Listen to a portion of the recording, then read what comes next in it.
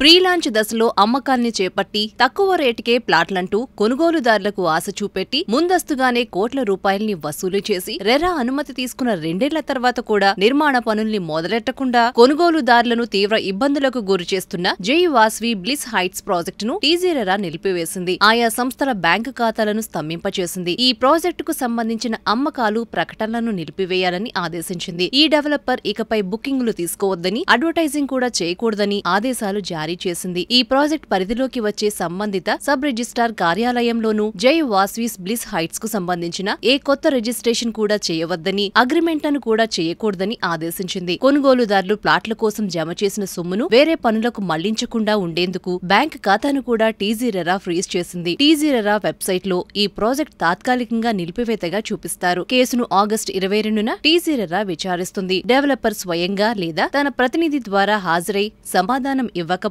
అతను లేకుండానే విచారించడంతో పాటు తుది తీర్పునిస్తుంది. అలాంటి సందర్భంలో భారీ జరిమానాలను డెవలపర్పై విధించే అవకాశముంది.